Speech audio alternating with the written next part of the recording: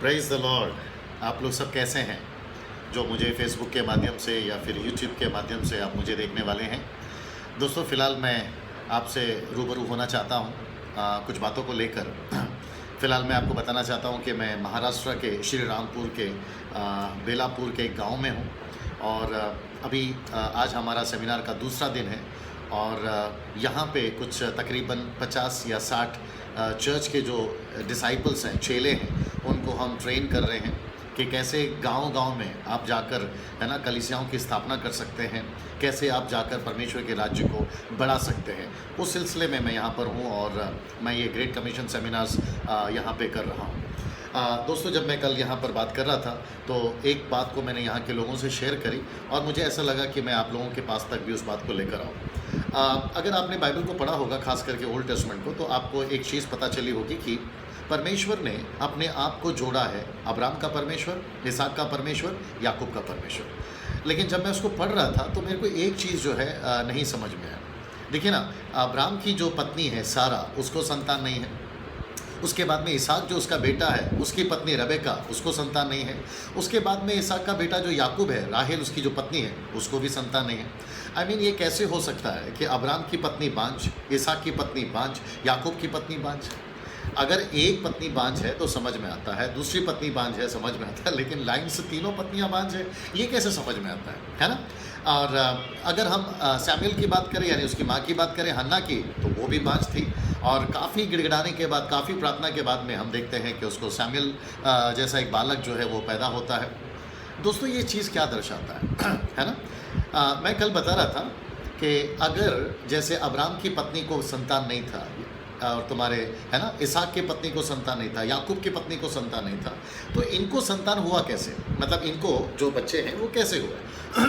अगर आप थोड़ा सा ध्यान देंगे तो हर एक पत्नी वो रोई है, वो तड़पी है बच्चे के लिए, उसने पुकारा है प्रभु से और अपने पति से, है ना। अगर हम बात करें आपके रबेका की, तो है ना, उसको भी संतान नहीं था, वो भी तड़पी है कि मुझे संतान चाहिए, मुझे बच्चा चाहिए।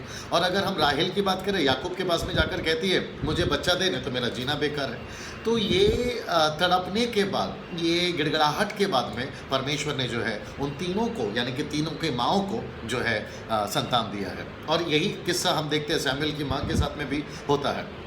अभी एक और जगह पे मैं अगर आपको लेकर जाऊं, आप सभी को पता होगा कि जब दाऊद जो है परमेश्वर के संदूक को ला रहा था और रास्ते में जब बैलों को ठोकर लगी और वो गिर गई और दो लोगों ने उसको ऐसे जब हाथ लगाया तो वो जगह पर ख़त्म हो गए और दाऊद ने कहा कि मैं नहीं ले जाना चाहूँगा। तो एक व्यक्ति था जिसका नाम था एबेदेदोम, उसने कहा कि मैं ले जाऊँगा। और जब वो अपने गांव ले गया या नगर लेकर गया तो वहाँ की जितनी भी बांझें थी वो सब संतानें पैदा करने लगी। बताया जाता है कि उनके खेत जो बंजर थे वो बीज देने लगे, वहाँ का जो कुआं में पानी नहीं आता था वो पानी आने लगा। तो बाइबल में बार बार ऐसा क्यों है? तो मुझे इसका जवाब मिला। जवाब क्या है पता है? यीशु कहते हैं मैं अपनी कलीसिया बनाऊँगा, यानी कि मत्ती का किताब उसका 16 अध्याय वचन 18 में उसने पतरस से कहा कि मैं अपनी कलीसिया बनाऊंगा और इस कलीसिया पर अधोलोक के जो फाटक है वो प्रबल नहीं होंगे। अब मेरा प्रश्न उठता है कि यीशु मसीह आप कलीसिया बना रहे हैं, तो कलीसिया जो है वो क्या दर्शाती है? गलती की किताब उसका 4:26 के अनुसार में कलीसिया कोई और नहीं है, वो है माँ, यानी कि मदर। यीशु ने अपने आप को दुल्हा कहा है और अपनी कलीसिया को दुल्हन कहा है। इसका मतलब है फीमेल, यानी कि दुल्हन, राइट। सोच के देखिए, अगर ओल्ड टेस्टमेंट में जिनके, यानी कि अब्राहम की पत्नी या इसहाक की पत्नी, याकूब की पत्नी को संतान नहीं हो रहा, तो वो माँ ही थी और माँ चाहती थी कि मुझे बच्चा हो। आज चर्च जो 21 सदी का चर्च है, हम देखते हैं पूरे दुनिया के अंदर, अगर हम भारत की ही बात करें 125 करोड़ की आबादी में कितने सारे चर्चेस हैं, हज़ारों की तादाद में चर्चेस हैं। और आज हम एक ऐसे सदी में जी रहे हैं, एक ऐसे युग में जी रहे हैं जहाँ पे परमेश्वर जो है अद्भुत काम कर रहा है। लेकिन हम क्या देखते हैं कि चर्चेस के अंदर लोगों की संख्या नहीं है। दूसरे शब्दों में, जो चर्च जो माँ है, चर्च जो यीशु की दुल्हन है, वो बच्चे पैदा नहीं कर पा रही। आत्मिक बच्चों की मैं बात कर रहा हूँ। उनके कलीसियाओं में लोग नहीं हैं, मेंबर नहीं हैं, सदस्य नहीं हैं, चेले नहीं हैं।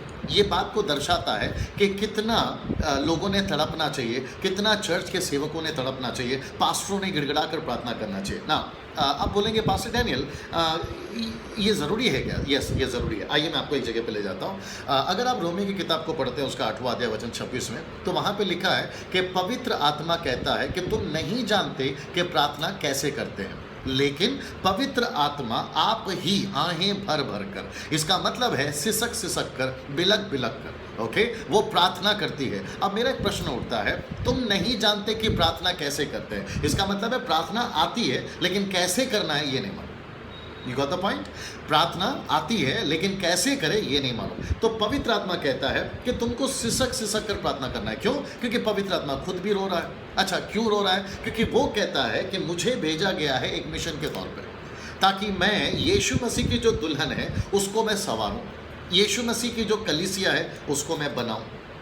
और ये जो प्रकाशन है पवित्र आत्मा जो कलीसियाओं को देना चाहता है, वो कहता है कि आज चर्चेस के अंदर अगर आत्माएं नहीं हैं तो तुम कैसे प्रार्थना करो। वो कहता है जैसे मैं प्रार्थना करता हूँ सिसक सिसक कर, ऐसे तुम प्रार्थना करो। मेरा प्रश्न उठता है, आज हम ऐसी प्रार्थना कर रहे हैं क्या? मैं फिर से कहना चाहता हूँ कि मैं दोष नहीं लगा रहा हूँ, मैं आपको क्रिटिसाइज नहीं कर रहा हूँ, लेकिन आज सोचने वाली बात है। आज एक प्रश्न उठता है, अगर जिस शहर में मैं रहता हूँ, जहाँ पे मैं मुंबई की बात करूँ, हमारे मुंबई में 22 मिलियन लोग हैं, यानी कि 2 करोड़ 20 लाख लोग हैं। और मैंने अपने सेमिनार में कहा था कि अगर पूरे मुंबई के चर्चेस को अगर हम गिनते हैं, 500 चर्चेस अगर हम गिने केवल मुंबई से, हमारे कुलाबा से लेकर वाशी तक और यहाँ चर्चगेट से लेकर विरार तक, अगर हम गिनते हैं तकरीबन 500 चर्चेस अगर हम गिने हैं, तो एक एक चर्च में भी अगर हम 1000 लोगों को गिने, जो कि मैंने ज़्यादा बोल दिया, हालांकि इतने चर्चेस में लोग नहीं हैं, 1000 लोग पकड़ते हैं 500 चर्च में, तो दैट मीन्स 1000 इंटू 500 कितने हो गए? 5 लाख। मुझे बताइए 2 करोड़ 20 लाख में 5 लाख कम कर दे, कितने बच गए? 2 करोड़ 15 लाख। अब ये 2 करोड़ 15 लाख की जो पॉपुलेशन है वो देखिए, और चर्चेस में जो लोग आ रहे हैं वो देखिए। अच्छा, हमारे पास में गॉस्पेल आकर या सुसमाचार आकर कितने साल हो गए? 2015 साल। यानी थोमा हमारे भारत देश में, एशिया में आया और उन्होंने प्रभु का कलाम लेकर आया, वचन को लेकर आया। अब मुझे बताइए हम कितने धीरे चल रहे हैं, हम कितने स्लो चल रहे हैं। और जो कलीसियाएं बननी चाहिए, यानी कि 3 चीज़ों पर यीशु मसीह ने भी गौर करा। उसने कहा कि आपको आत्माओं को जीतना है, उसने कहा कि तुम्हें चेला बनाना है, उसने कहा कि तुम्हें नई नई कलीसियाओं की स्थापना करना है। अच्छा, जब मैंने कहा मत्ती के 16 के 18 में कि यीशु मसीह कहते हैं कि पतरस तू पतरस नहीं है, तू पत्थर, और इस पत्थर पर मैं अपनी कलीसिया बनाऊंगा और अधलोक के फाटक उसके ऊपर प्रबल नहीं होंगे। इसका मतलब है अंधकार की जो ताकत है ना, वो अगर आपको बुरा ना लगे तो मैं बोल देता हूँ, वो सिर्फ चर्च से डरती है। अधलोक के जो फाटक है ना, यानी कि दुष्टात्माएं जो हैं या शैतान जो है ना, वो किसी से नहीं डरती, वो चर्च से डरती है। अगर आप बोलेंगे पास्टर डैनियल आप कैसे बोल सकते हैं, तो इफिसियों की किताब उसका पहला अध्याय वचन 20, 21, 22 पढ़िएगा। यीशु मसीह को पिता ने सारा अधिकार दिया, लेकिन वो सारा अधिकार लेकर यीशु ने किसको दिया? चर्च को दिया। पवित्र आत्मा के 9 वरदान कहाँ काम करते हैं मेरे भाई? चर्च में काम करते हैं। इसलिए तो पौलुस कहता है कि अगर कलीसिया में कोई अन्य भाषा बात करता है तो उसको रोको, लेकिन अगर कोई भविष्यवाणी करता है तो उसको बोलने दो। इसका मतलब है चर्च के अंदर। अच्छा, ये बताइए 5-4 मिनिस्ट्री कहाँ पर दिया? यानी कि इफिसियों 4:11 में आपको प्रेरितों की सेविकाएं दी है, आपको नबूवत की सेविकाएं दी है, आपको सुसमाचार की सेविकाएं दी है, पास्टर की दी है और टीचर की दी है। ये कहाँ दी है मेरे दोस्त? वचन 12 में लिखा है, यानी कि इफिसियों 4:12 में लिखा है कि ये तमाम 5-4 मिनिस्ट्री जो है 5 प्रकार की सेविकाएं चर्च को दी है।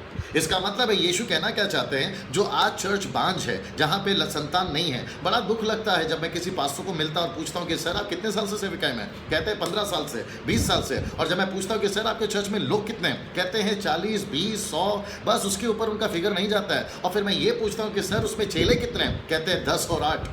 आप सोच के देखिए कि कहाँ जा रही है हमारी हिंदुस्तान, और आप पता लगाइए कि हम जो सेवक हैं आज क्या कर रहे हैं। अगर मैं एक और शब्द इसमें जोड़ूं जो कि है ना आपको थोड़ा सा सुनने को ठीक नहीं लगेगा, लेकिन ये वास्तविक है, ये सच्चाई है। अब इससे तो हम मुंह नहीं मोड़ सकते हैं।